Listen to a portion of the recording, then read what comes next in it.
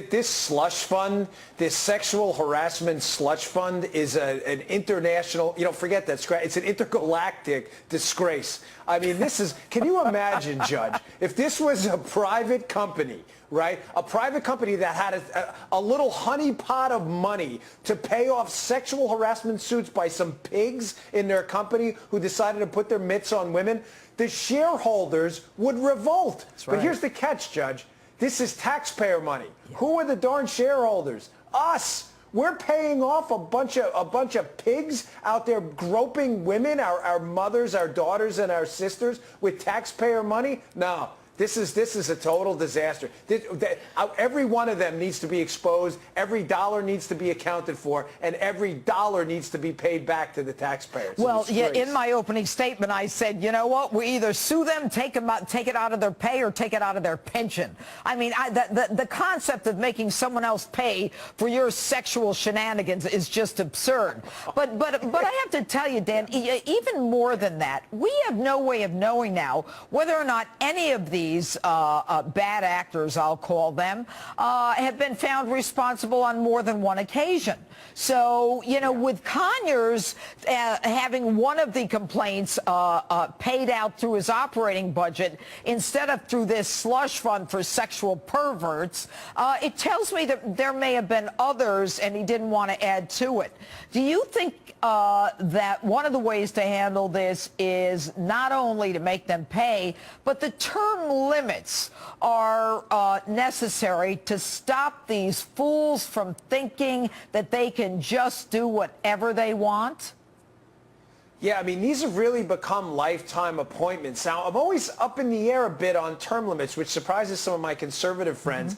I am for them, but with this caveat here, you do have to understand that where they've done research, Heritage and other groups like that, on term limits, they found out, Judge, that it does tend to empower the bureaucracy. Because just as people get a hold of what they're doing, the elected officials, they're out, and then the bureaucrats take over. But I can't disagree with you. They think this is some kind of lifetime appointment, like a sinecure here. And I think it changes maybe the brain chemistry.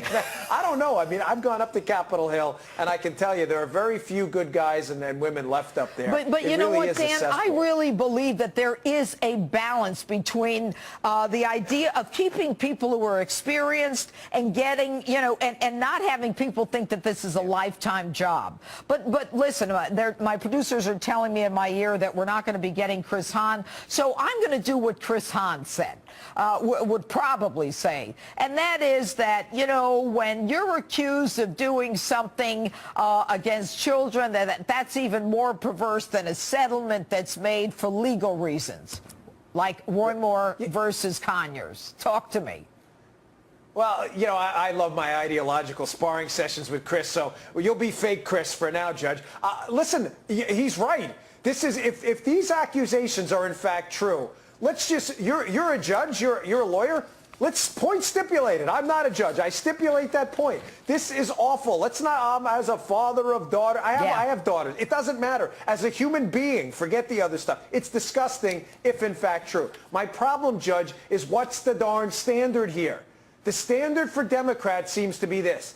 Accusations are made, media defends, apologies made. Everybody wipe your hands. All good, fellas. Move along. Nothing to see here. The standard for Republicans is accusations made, media pounces, blood drips from the fangs. The rear naked show comes on. The guy taps out. He resigns from the race, never to be heard from again. And a little hat tip to Ben Shapiro. He wrote a piece about this, and he said, what do you wind up with then, Judge? You wind up with a bunch of sexual perverts who are Democrats because they never resign, and the Republicans resign immediately because the media said so. We need a set of standards. For me, Dan, all these guys should go. Every one of you. You have a hostile work environment, gone. You have responsibility for sexual harassment, gone. And what amazes me is you've got this Representative Clyburn saying, even though there's a finding against Conyers, oh, he's a good guy, let him stay. You've got this Senator Hirono, Hazi, or whatever her name is, Mazie Hirono. She says, well, he's a good guy. This is just a distraction. Then you've got a New York Times op-ed who says the next day after calling for Al Franken to go, she says, I adore Al Franken. I'm sorry I said that. This is rank politics. We got to get rid of all of them, Dan. You know, well, yes, bingo, 100% correct. You scored on that one. But yes, we do have to get rid of all of them. But here's the problem. The Democrats are absolutely obsessed with power. Power matters to them. Morals and ethics go out the window when in your triaging of your needs, power is at the top of the pyramid. And one other thing, the reason they always attack conservatives, but they give their liberal friends a pass is liberals think conservatives are bad people attached to ideas. Conservatives think liberals are just people attached to bad ideas. All There's right. a difference. Does Al Franken step down tomorrow? Yes or no? He better. He should. All right, Dan. That what Donald Trump has done most effectively is expose the media bias that so many of us who are journalists and out of the closet as right-leaning have tried to expose for the last 20, 30 years. Yep. Listen, I mean, you could do PhD dissertations on liberal media bias until you're blue in the face. But it wasn't until Trump came along, and I think more effectively than any other Republican politician, was able to poke them in the eye and use social media to expose their false narratives. Look, I've got kids, and admittedly, I am conservative, but I certainly have not imposed my ideology on either of my kids, and they use the term fake news in an unironic way because of the effective repetition of Donald Trump. Right, and I think he's done really long-term damage to some of these brands, especially CNN, who I don't think is ever going to recover from the fake news moniker. Let's look at some of the highlights from Trump's rumbles with the press.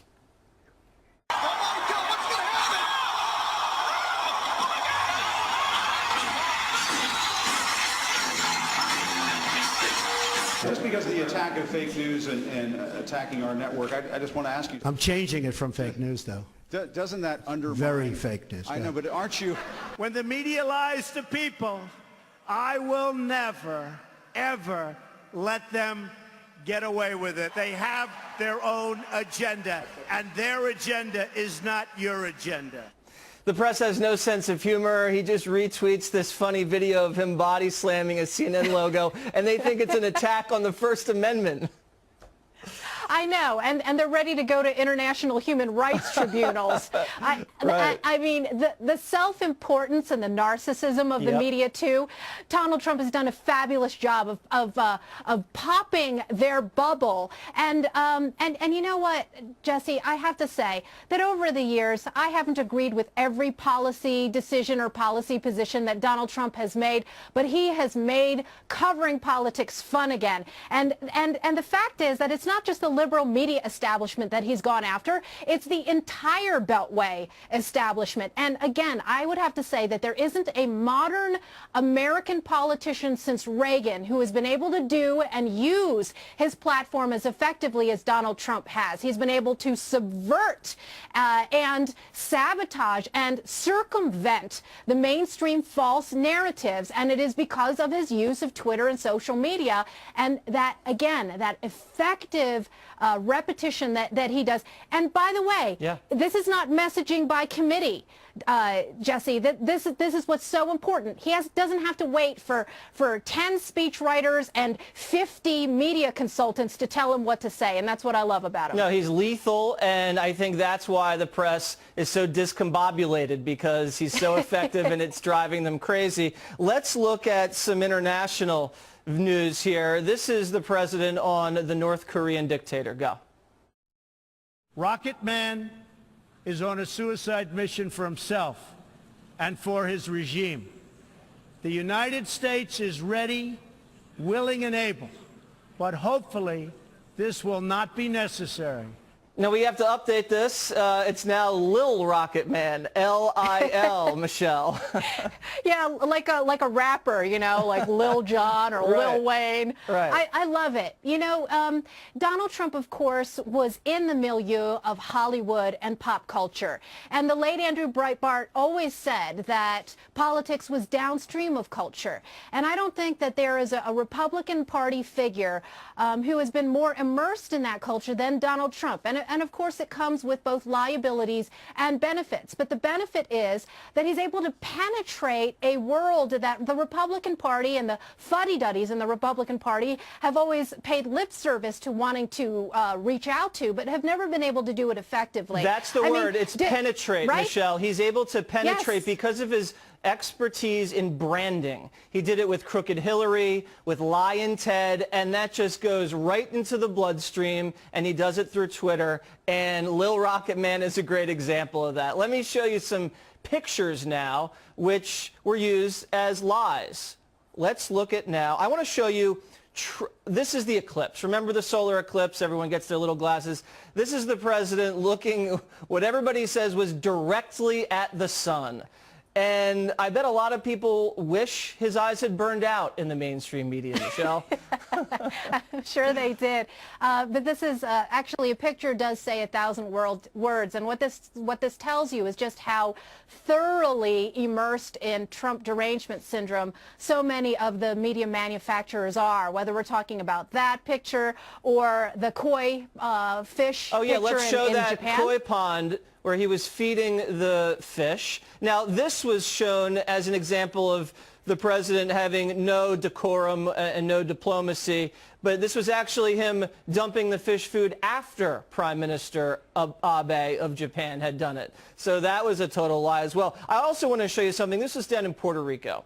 Do you remember after the hurricane, he went down there to offer some relief, and he was, I guess as a basketball player, would throwing jump shots out of the paper towels to the people in the back. Now, this was used to make the president look like he was trivializing things. But in fact, Yes. all the people in the front row next to him were media, and the people that actually needed the paper towels were in the way back, so he had to really actually shoot a jump shot to get it to him. Exactly. And you know, there used to be a time when the liars in the media would get away with these kinds of fabrications. Right. Do you remember long ago when George Herbert Walker Bush was at a grocery store technology conference, Yep. and they tried to make it look like he didn't know what he was talking about with scanners and make him look ignorant, and it would get repeated over and over and over again, and it took 10 or 15 years before people admitted that the whole thing was a lie. Now we have instant fact checking, and Yep. it is because of the crowdsourcing that's available now in the media and the pushback. And I've lived through the era where, you know, it used to take 100 or 200 conservative blogs to fight back against these liberal lies. And now it just takes one Donald Trump tweet to pop their bubble. I love it. That's it. So speaking of Donald Trump tweets, let's show one right here. This is one of my favorites. My use of social media is not presidential. It's modern day presidential. Make America great again. You know, that's just, it just totally threw everybody out the window. And what I also love is when he goes, this might not be very presidential, but, and then he'll say like, Fat Michael Moore's Broadway show bombed. Yeah, you know, he's made me laugh, and he's made me enjoy covering politics again. And that's not to say that there aren't times where I'm gritting my teeth and just sort of holding on for the ride. I am too. But there's a sense of fun about it. And you know what? Look, we live in a meme world now. We live in a world of Snapchat and Facebook and 280 characters. And you either ride that wave or you get run over. And clearly, Donald Trump is a master. He is. And I hate to end this on a sour note, but this Russia investigation has clearly dominated the mainstream media, at least for most of the year, beginning in the spring when Mueller was appointed special counsel. This is the president tweeting about it. You are witnessing the single greatest witch hunt in American political history, led by some very bad and conflicted people. Michelle, I got about a minute left. Finish it up for us.